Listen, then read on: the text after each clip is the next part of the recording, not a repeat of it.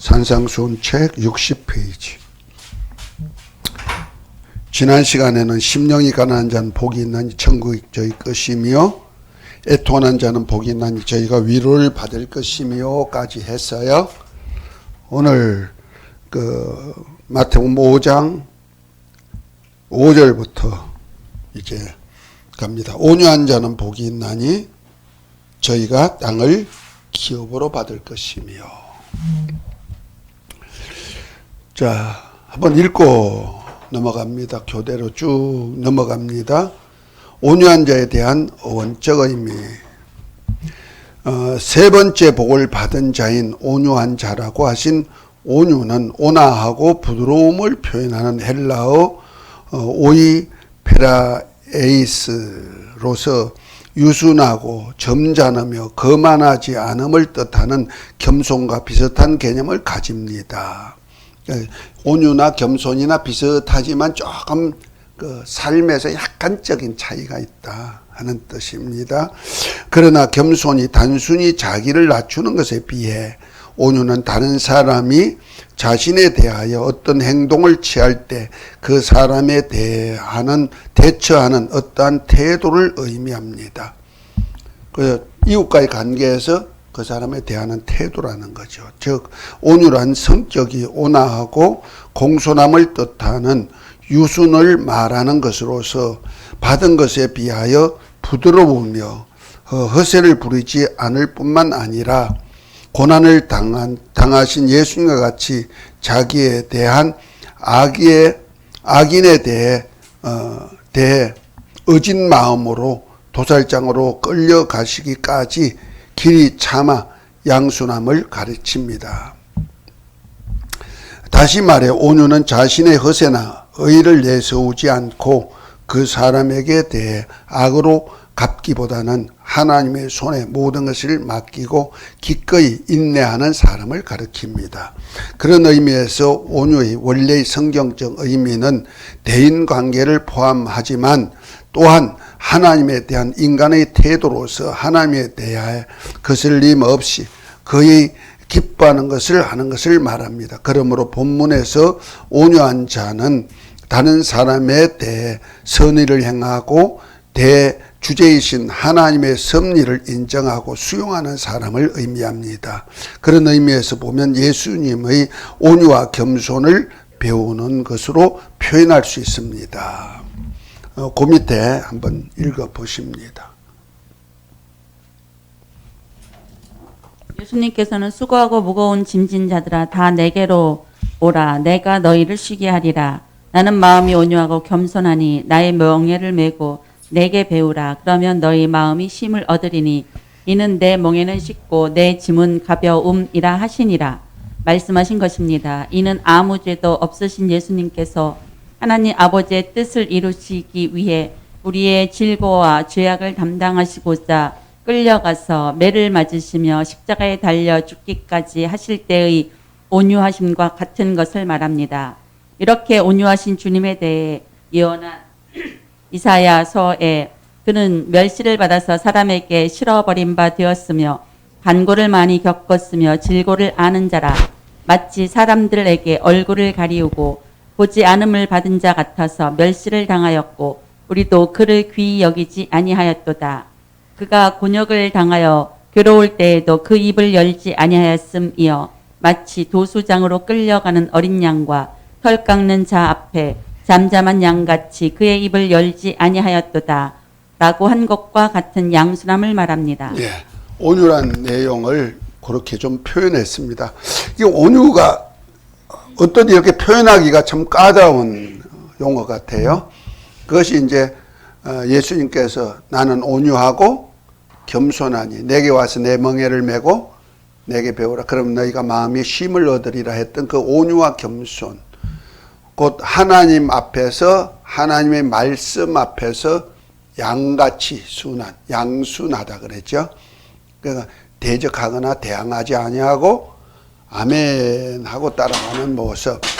그리고 자기를 해하려는 제사장 보낸 종 말고의 길을 베드로가 칼로 잘랐을 때 그를 다시 잡아다 붙여주면서까지 이것이 하나님의 말씀에 이런 일이 있을 것이라 한 것이다. 그러면서 그냥 끌려가잖아요. 순수하게 끌려가가지고 대제사장 앞에 서기도 하고 빌라도 앞에 서기도 하고 그럴지라도 대적하지 아니하셨던 12영 더 되는 천사를 동원해가지고 그 자리에서 확 꺾을 수도 있지만 그래서 다른 성경에 보면 그래요.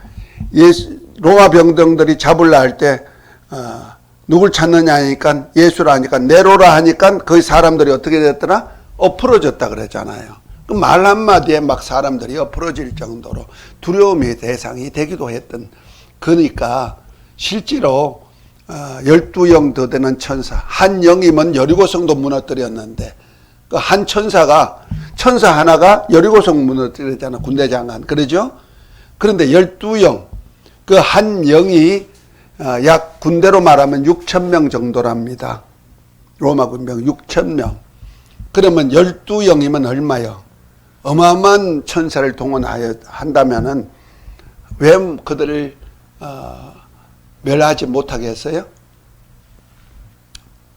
그러니까 엘리사가 마치 아람 군대들이 엘리사 집을 두르고 진치고 있을 때 그 하나님께서 불말과 불병거를 둬가지고 그걸 잡으러 온 군대를 오히려 말 가지고 그래 엘리사 있는데 데려다 줄게 해가지고 어디 가면 사마리아 성에 들어가가지고 그들 포로 잡잖아요.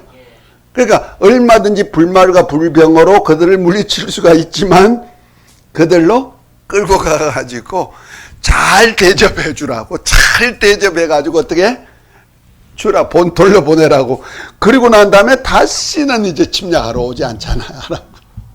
그런 역사와 같은 역사다는 거죠. 오히려 자기를 해하는 자들을 선으로 갚는 역사. 주님의 모습이라는 거죠. 우리들 온유하고 겸손할 때는 그런 겸손은 자기를 높은 지에 있는 자가 자기를 낮추는 자를 겸손이라 한다면 온유는 이웃과의 관계에서 아주 양순한 그런 모습을 보여주는 것이다.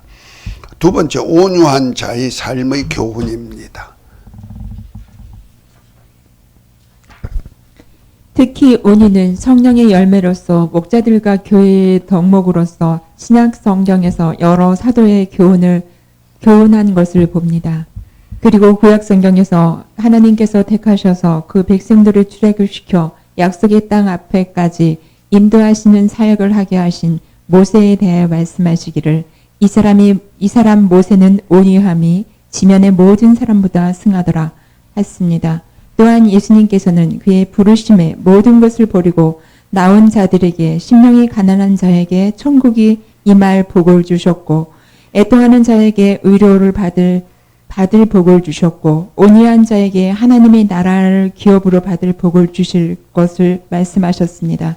이는 현실 세상에서 주어지는 물질의 복이 아니라 하나님과 같은 신령함을 입은 자는 복이요 또한 장차 천국에서 받을 영원히 누릴 복을 소유하는 것을 말합니다. 이는 인내로서 받을 수 있는 것으로서 하나님의 아브라함에게 약속하실 때에 가르쳐 맹세할 자가 자기보다 더 큰 이가 없으므로 자기를 가르쳐 맹세하여 가라사대 내가 반드시 너를 복주며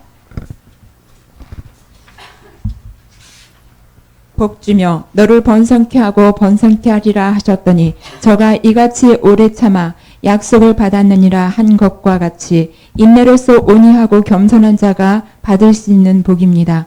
예수님께서 산상수훈을 통해 말씀하신 온유의 실천 사항에 대해 다음과 같이 교훈하셨습니다. 우리 성경 꼭 같이 읽으십시다. 마태복음 5장 21절부터 22절 함께 읽습니다. 옛사람에게 말씀을 살인치 말라. 누구든지 살인하면 심판을 받게 되리라 하였다는 것을 너희가 들었으나 나는 너희에게 이르노니 형제에게 노하는 자마다 심판을 받게 되고 형제를 대하여 나가라 하는 자는 공의에 잡히게 되고 미련한 놈이라 하는 자는 지옥불에 자, 들어가리라. 마태복음 5장 그 38절부터 42절 또 읽습니다. 또 눈을 눈으로 이는 이로 갚으리라 하였다는 것을 너희가 들었으나 나는 너희에게 이르노니 악한 자를 대적하지 말라. 누구든지 내 오른편 뺨을 치거든 왼편도 돌려대며 또 너를 송사하여 속옷을 가리키려 하는 자에게는 겉옷까지도 가지게 하며 또 누구든지 너로 억지로 오라 하거든 그와 함과 심으로 동행하고 그에게 구한 자마다 주여 내게 꾸고자 하는 자에게 거절하지 거절하지 말라. 말라. 또 5장 43절부터 45절 또 읽습니다.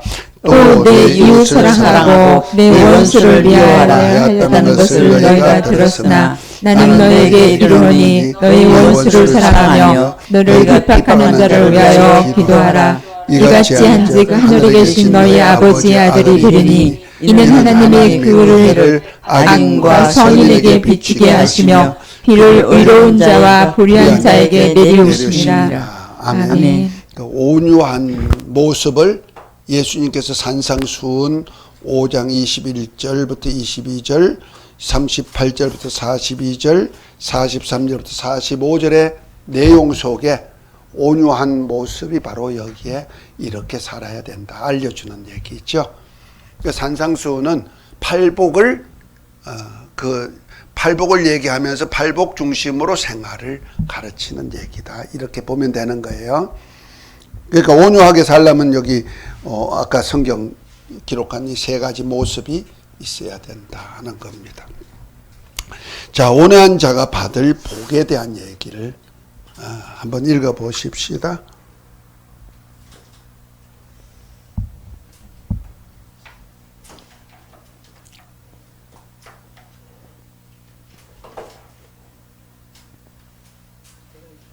온유한 자가 받을 복 세 번째. 주 예수께서 온유한 자의 복이 있나니 땅을 기업으로 받을 것이며 라고 말씀하셨습니다. 여기서 말하는 땅은 구약의 의미로 하나님의 아브라함과 그의 후손에게 주기로 약속하신 땅, 곧 가나안 묘사한 말이며 신약에는 예수님께서 친히 주시기로 약속하신 하늘나라 아버지 집을 의미합니다. 그러나 예수께서 본문에 말씀하신 땅에 대한 본질적인 의미는 그리스도로 말미암아 하나님께서 관계를 회복한 자가 차지하게 될 심령 천국으로서 이에 하나님의 나라를 포함한 의미로 보아야 합니다.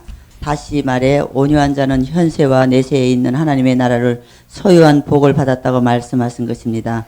여기서 우리가 알 것은 세상의 땅은 난폭하고 공격적이고 사람이 차지하는 반면 하나님 나라의 땅은 타인에 대해 선을 행하고 그리스도에 속하여 그리스도의 온유와 겸손한 마음을 배워서 주님과 함께 하나님의 나라와 의를 위한 멍에를 메고 묵묵히 실천하는 자가 차지할 수 있다는 것입니다.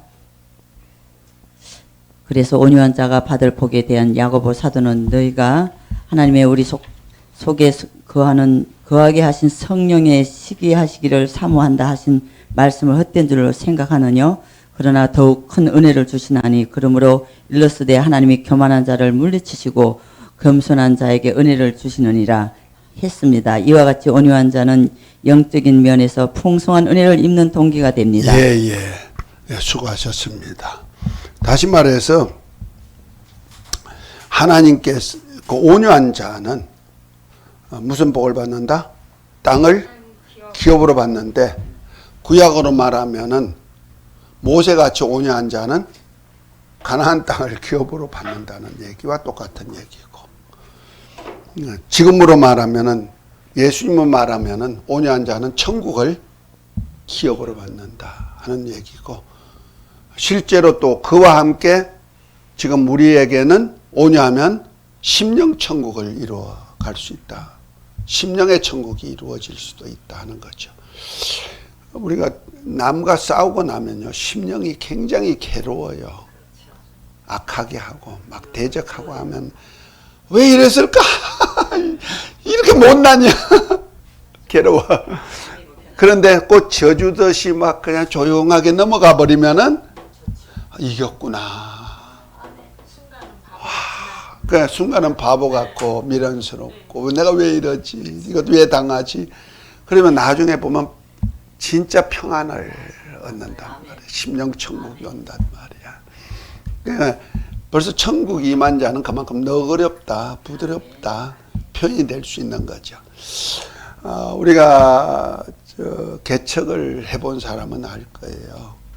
개척교회 할 때 보통 뭐 좋은 동네에서도 개척할 수가 있겠지만은 보편적으로 저 같은 경우에는 달동네부터 시작시켰어요.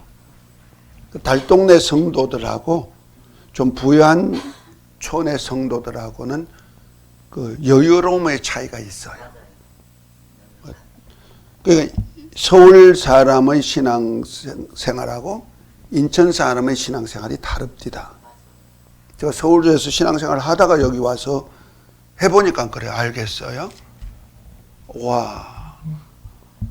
그 인천 사람들은 항상 동경하는 것이 뭐야? 서울 동경했거든. 요즘은 많이 안 그러지만 옛날엔 그랬어요. 더군다나 부천은 이 부평은 더 했어요. 그 서울에서 실패한 사람들이 이 동네를 많이 와 있었거든. 많이 있었어요.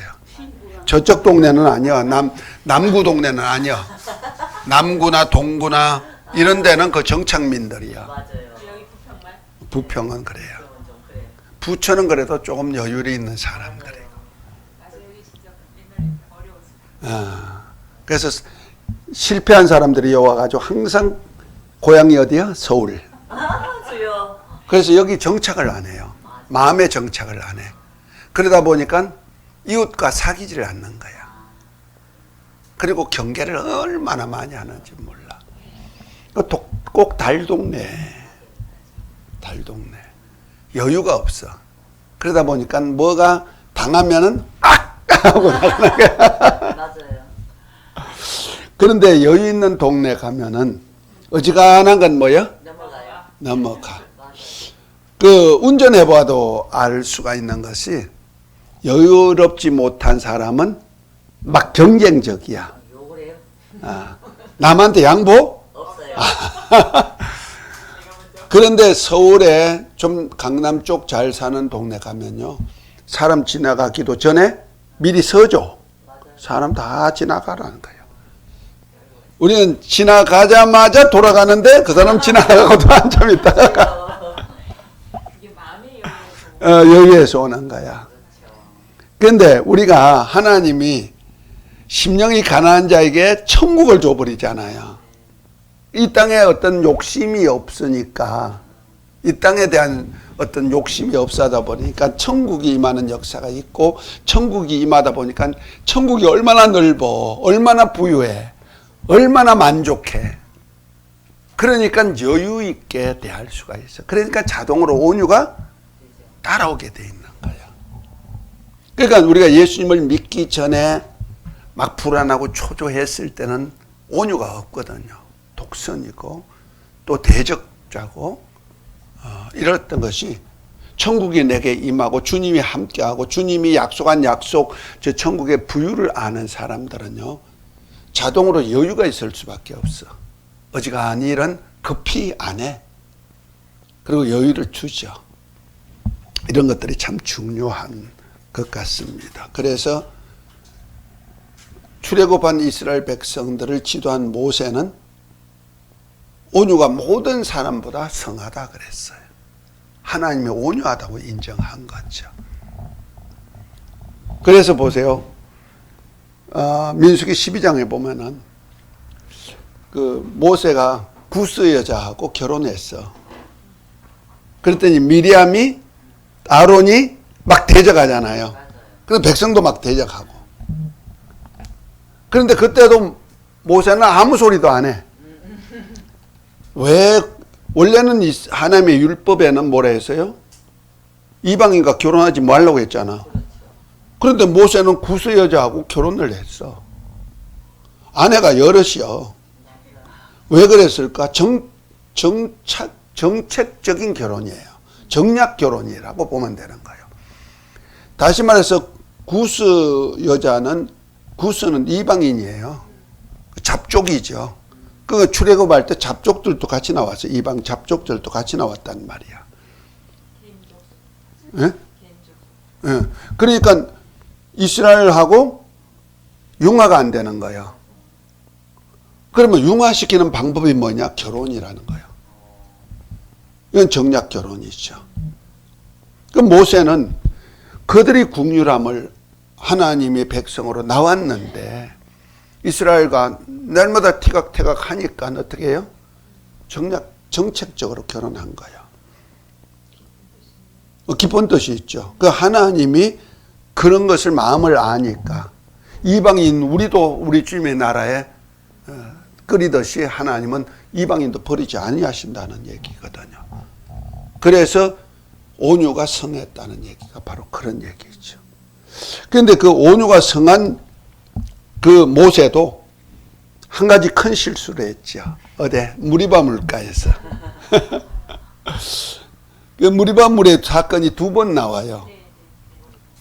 출애굽할 때 호렙산 가기 전에 무리바 물에서 물이 없을 때 반석을 돌을 치라 그랬어요. 아니, 반석을 치라 해서 쳤어. 그랬더니 물이 많이 나와서 백성들이 먹었어. 첫 번째.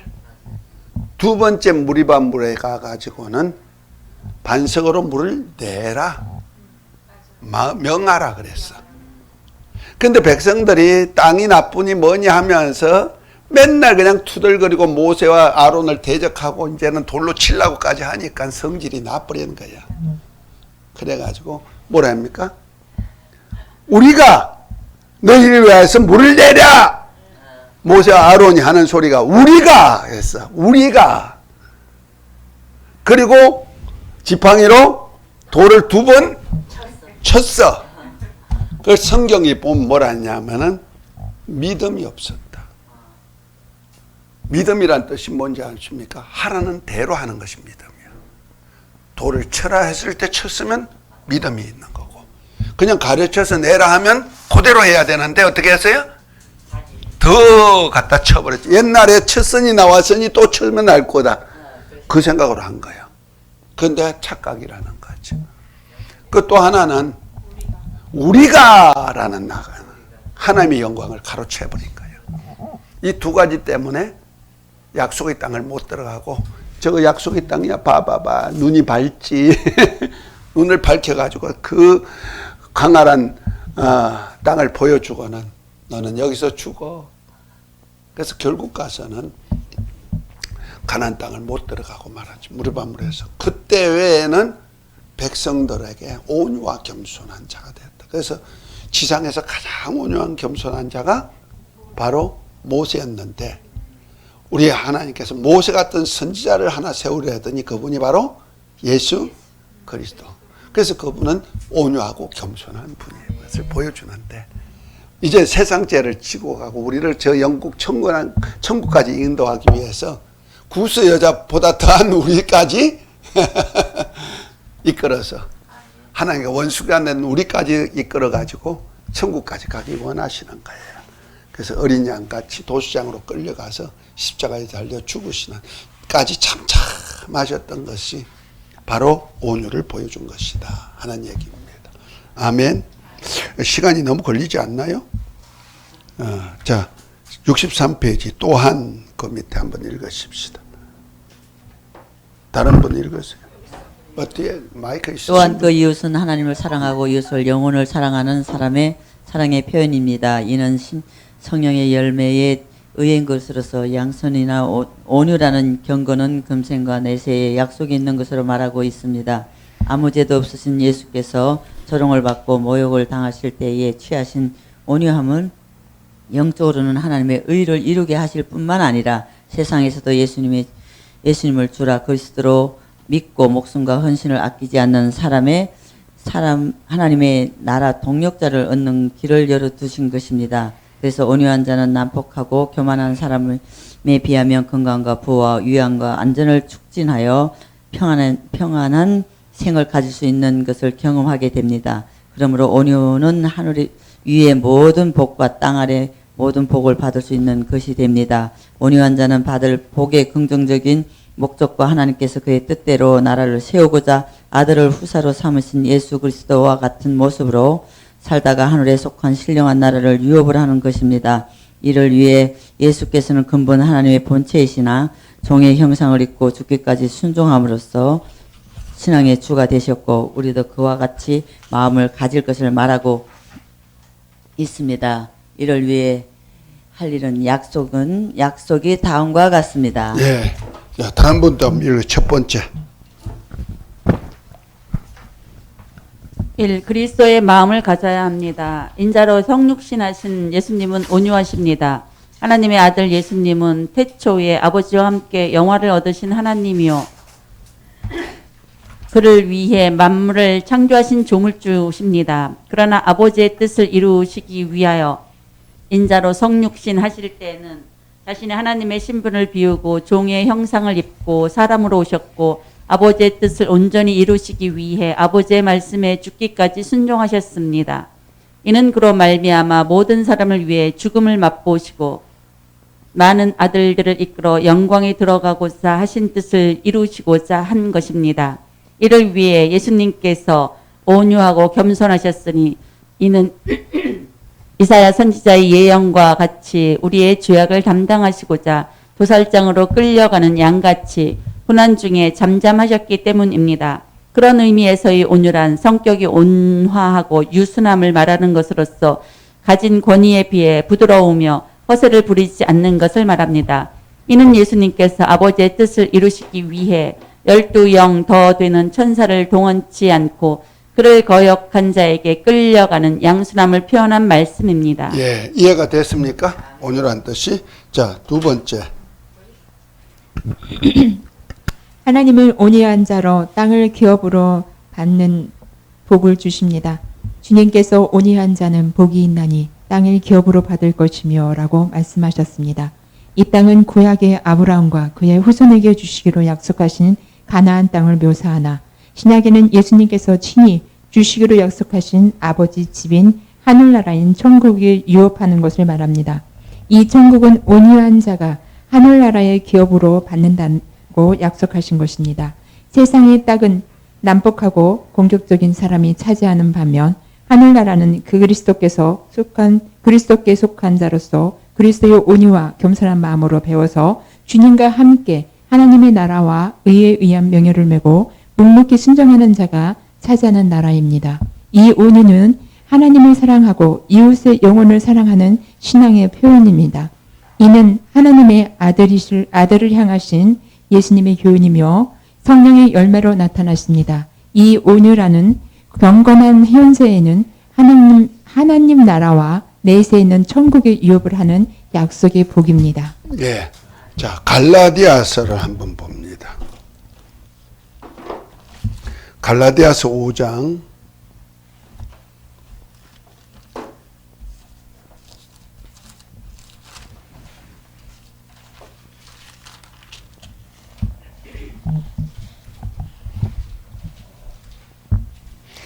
이 온유는요, 우리 하나님과의 관계에서도 온유가 되죠. 다시 말해서 예수님은 자기를 비워 종의 형상을 입고 오셔가지고 아버지께 죽기까지 순종, 복종하신 이것을 온유라고 표현할 수가 있어요. 누구 앞에서? 하나님 아버지 앞에서 예하고 아니오가 없으신 주님의 모습이죠. 그러니까 하나님 앞에서 온유한 자래. 그래서 우리가 세상에서도 자식이 부모 말씀을 잘 고분고분 듣는 사람을 온유해, 마음이 온유해 그러죠. 그런데 막 대적하면 뭐라 그래? 뭐라 그러면 막 뭐라 잘라 네 있어. 우리 로운이가 5살 안에 로운이가 할머니 뭐라면 막 엄마가 뭐라도 막 그래서 옛날에 뭐 미운 7살이라고 요즘은 죽이고 싶은 5살이래. 그 정도로 막 대들어. 그러면서 야 어떻게 저런 악한 것이 나올까. 그래서 주님은 아버지 앞에서 아니오가 없다는 거죠. 온유한 모습이죠. 또 이웃과의 관계에서도 오른편 때리면 왼편도 돌려줄 정도로 오히려 저들이 죽어야 될 죽음을 대신 당하고 그들을 살리기 위하여서 선을 베푼 그분에게 오히려 때리고 매질하고 십자가 달아도 조용하게 잠잠하게 하나님의 뜻을 이루어 갔던 사람. 이것이 누구다? 온유의 극치가 예수님이시다는 거죠. 그러니까 결국 가서는 죽은 것 같으나 살아나시고 하나님이 살리셔서 하늘에 앉혀가지고 하늘나라의 만유의 주가 되게 만들으셨잖아요. 아멘. 만물로 그에게 복종케 만들잖아요. 그 자리를 저와 여러분에게 주시겠다는 거예요. 지금 주님이 가신 발자취는 인자로 오신 주님. 그 인자로 오신 주님은 히브리서 2장 9절부터 보면은 천사보다 못한 고난과 죽음의 간을 쓰고 오셨다 그랬죠. 그걸 통해서 모든 사람의 죄를 없이 하시고 또 많은 아들들을 이끌어서 영광의 나라에 들어가게 하기 위해서 고난과 죽음의 간을 쓰고 오셨듯이 우리 인간도 예수님을 따라갈 때는 우리는 뭐예요? 죽으라는 거 아니야. 나를 따라오면 십자가를 지고 나를 쫓아오라는 얘기가 너 죽음과 고난의 간을 썼다는 거죠. 이것이 바로 후사사역이라고 바울은 로마서 8장 그 15절부터 보면은 우리가 무수하는 종의 영을 받지 않고 양자의 영을 받았으므로 하나님을 아버지라 부르는데 성령이 우리를 하나님의 자녀인 것을 증거해 주는데 자녀이면 후사 곧 하나님의 후사요 그리스도와 함께한 후사니 영광 받기 위해서 고난도 함께 받아야 될 것이니라. 18절에 보면 보라 현재의 고난은 장차올 영광과 좋게 비교할 수 없다 그러죠.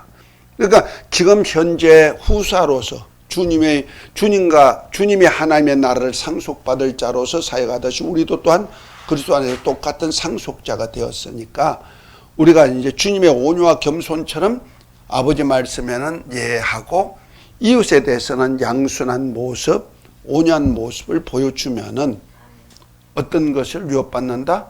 하늘나라를 유업받는 그 영광의 자리에 그 고난 속에 있지만은 고난이 오히려 영광으로 이어진다는 걸 안다. 온유하면요 고난스러워요, 고통스러워요, 무시 많이 당하고요. 그렇지만은 그 후에는 우리 하나님의 약속이 있다 이 말이야. 그러니까 주님이 인자로 오셔서 받으신 그 발자취가 누구의 발자취다? 저와 여러분들의 발자취가 되는 거예요. 후사인 저와 여러분들의 발자취. 결과적으로 주님이 앉으셨던 그 보좌는 우리를 위하여서 예비된 보좌가 되는 거예요. 할렐루야. 그 계시록 4장 5장에 보면은 하나님의 보좌가 있고 무지개가 둘려 있고 그 옆에 24장로들이 앉은 자리가 있어요. 그 자리가 누구 자리인 줄 아세요? 저와 여러분들 위한 자리인데 마태복음 19장에 보면은 아까 부자 청년 얘기했죠? 부자가 천국 가기에는 낙타가 바늘길로 들어가면 다 어려운데 하나님으로는 다 하실 수 있다는 거죠. 부자도 천국 갈 수 있는 길을 열어놓으셨어요. 그것이 삭개오로 보여준 사건이죠.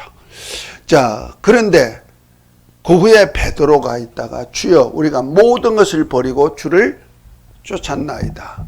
그러면 우리가 얻을 것이 무엇입니까? 하니까 뭐라 합니까? 너희가 이제 내가 왕권을 가지고 다시 올 때 내 보좌에 함께 앉아서 이스라엘 12지파를 다스리리라. 이렇게 말씀하죠. 그래서 주와 복음을 위해서 나와 복음을 위해서 아비나 전토나 버리는 자는 내세의 영생을 얻고 또 뭐야? 땅에서 100배나 얻고 내세의 영생을 얻지 못할 자가 없다. 이렇게 말씀하고 있죠. 그러니까 주와 복음을 위해서 버릴 수 있는 자. 버린다 하니까 뭐 허랑방탕하게 버린다는 거 아니야. 그냥 다 너 가져 내 가져가 아니야. 버린다는 뜻이 뭐예요? 나를 없죠. 내가 없고 주님으로 사는 자 하는 뜻이죠. 그래서 심령이 가난한 자면 주님을 맞이할 수밖에 없는 거죠. 자, 이런 자에게 우리 주님은 뭐요? 주님의 보좌에 함께 앉게 해준다.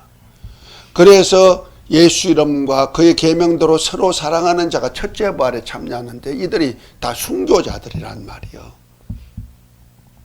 그래서 계시록 20장 4절에 보면 그랬잖아요. 예수의 증거와 하나님의 말씀을 인하여서 목배임을 받은 자들이 첫째 부활에 참여하잖아요.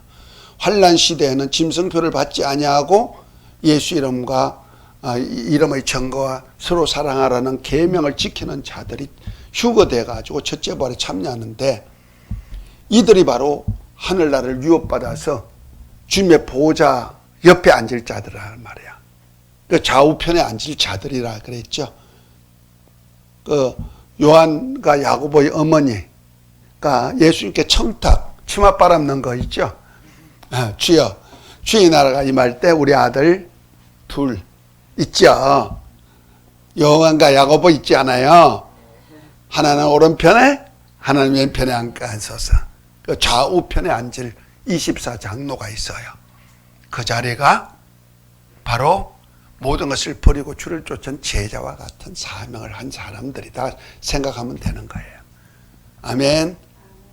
그러니까 이 땅에서 욕심 다 채우고 할 짓거리 다 하고 그 나라 간다? 그 나라 가가지고 그 보좌 옆에 앉아서 이스라엘 12지파를 다스린다? 택도 없는 소리다 이거죠. 그래서 착하고 충성, 마태복음 25장에 보면 착하고 충성된 종이 돼가지고 때를 따라 그 집 사람들에게 때를 따라 양식을 나눠줄 충성된 자가 주인의 모든 것을 맡기라. 모든 것 맡기를 하니까 천국을 맡아가지고 일할 수 있는 사람이 되죠. 그러나 술친구와 더불어 먹고 마시고 잠자고 먹고 노는 자는 유업받을 수 없다. 오히려 외식하는 자의 유래 처해버리라. 외식하는 자는 천국 유업받지 못하거든요. 결국 가서 너 천국 못 간다 이런 얘기죠. 그만큼 우리 하나님께서는 온유하고 겸손한 자에게 주는데 이것이 바로 내가 하는 것이 아니고 성령으로 역사해 주는 거예요. 내가 할 수 있는 일이 없다 이 말이에요. 온유하고 겸손 내가 할 수 있어요? 절대 안 돼요. 절대 안 된다니까. 해보세요. 내가 율법 안에서는 아무리 온유하려 해도 안 돼. 성질머리가 나는데 어떡할 거야 그냥. 와!